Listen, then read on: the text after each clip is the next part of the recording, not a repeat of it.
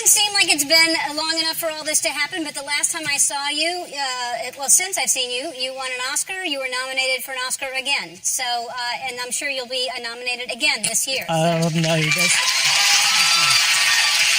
No, it's been the most frenzied year or two. But I know, to go from theory of everything, right, to Danish Girl, to this, it's crazy. Totally great, and I spent most days pinching myself, but loving it. And in the meantime, having a baby. This is true. Yeah. And how old is she? She is 4.5 months. That's precious. That's she is heaven. What's her name? Her name is Iris. And is Iris the precious 4.5-month-old sleeping?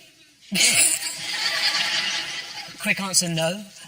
No, and it's that hilarious thing by which before you're a parent, you sort of hear people talking about that, and then suddenly you're the guy who's like floating in a sort of constant jet-lagged, like with a sort of IV of caffeine.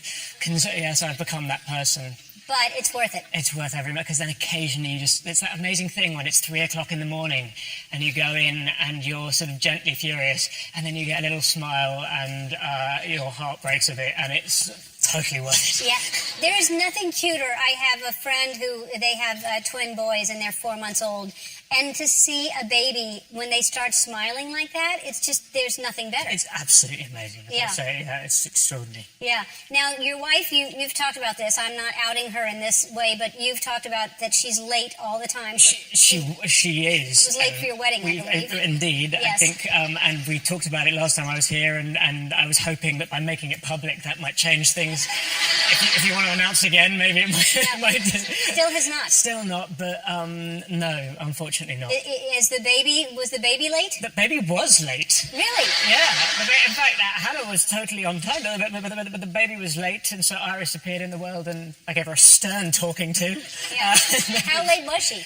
She was a couple of weeks, yeah. I was 2 weeks late also. Really? Was she a large baby? She was a large baby. How much did she weigh?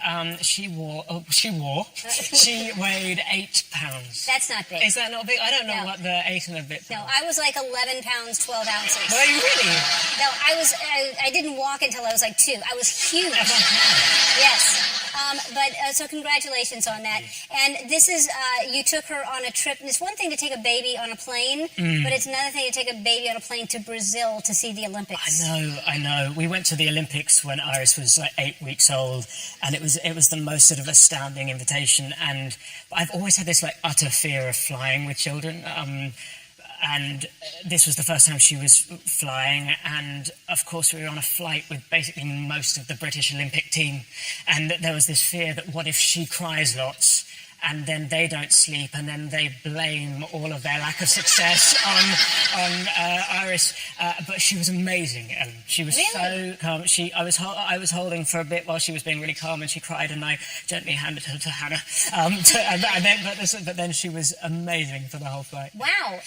So let's talk about the movie. It's a spin-off of Harry Potter, right? Yes, so it's set in J.K. Rowling's Wizarding World. It's set 70 years before Harry Potter, and it's about this English magizoologist who arrives in New York with a case full of these extraordinary magical creatures, and a couple get out, and that kind of sets in motion a whole chain of events that it was just...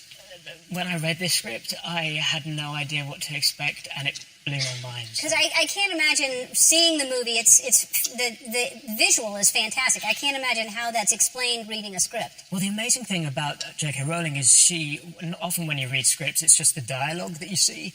But when you read her script, it was like reading one of her books, the intricacy of the detail, and it was like you were taken back to all those things that you kind of love in the Potter films, but now in the sort of world of New York, the Jazz Age, Prohibition, it was great. And you had to keep secrets because it's one of those movies that nobody can know anything about. And I'm useless at keeping secrets, and so it's been a really stressful few months. Right. Yeah.